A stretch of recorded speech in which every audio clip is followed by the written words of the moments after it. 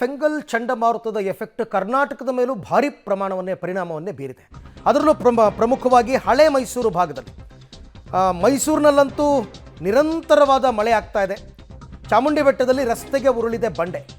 ಚಾಮುಂಡಿ ಬೆಟ್ಟದ ಮುಖ್ಯ ರಸ್ತೆಗೆ ಬಂಡೆ ಉರುಳು ಬಿದ್ದುಬಿಟ್ಟಿದೆ. ಚಾಮುಂಡಿ ಬೆಟ್ಟದ ಮುಖ್ಯ ರಸ್ತೆಗೆ ಅದೃಷ್ಟವಶಾತ್ ಯಾವುದೇ ಹಾನಿ ಸಂಭವಿಸಿಲ್ಲ.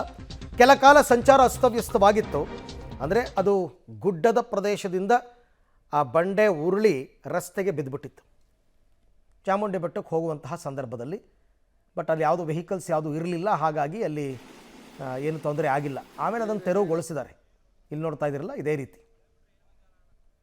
ಮೈಸೂರಿನಲ್ಲಿ ಕಳೆದ 3-4 ದಿವಸದಿಂದ ನಿರಂತರವಾಗಿ ಮಳೆ ಆಗ್ತಾ ಇದೆ. ಆ ಮಳೆಯ ಎಫೆಕ್ಟ್ನಿಂದಾಗಿ ಹೀಗೆಲ್ಲ ಆಗ್ತಾ ಇರೋದು. ಸ್ವಲ್ಪ ಹೊತ್ತು ಚಾಮುಂಡಿ ಬೆಟ್ಟ ರಸ್ತೆ ಬ್ಲಾಕ್ ಆಗಿತ್ತು. ಇಲ್ಲಿ ನೋಡ್ತಾ ಇದ್ದೀರಲ್ಲ, ಇದು ಆಮೇಲೆ ಅದನ್ನು ತೆರವು ಮಾಡಿದ್ರು.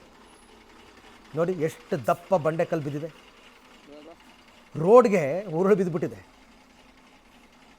ಅಲ್ಲಿ ಪಕ್ಕದಲ್ಲೇ ಒಂದು ಬಸ್ ವೆಯ್ಟ್ ಮಾಡ್ತಾ ಇದೆ. ಆಮೇಲೆ ಅದನ್ನು ತೆರವು ಮಾಡಿದ್ದಾರೆ. ಬಟ್ ಏನಾದರೂ ವೆಹಿಕಲ್ ಪಾಸ್ ಆಗ್ತಾ ಇದ್ದಾಗ ಬಿದ್ದಿದ್ರೆ ತುಂಬ ಸಮಸ್ಯೆ ಆಗ್ತಾ ಇತ್ತು. ನೋಡಿ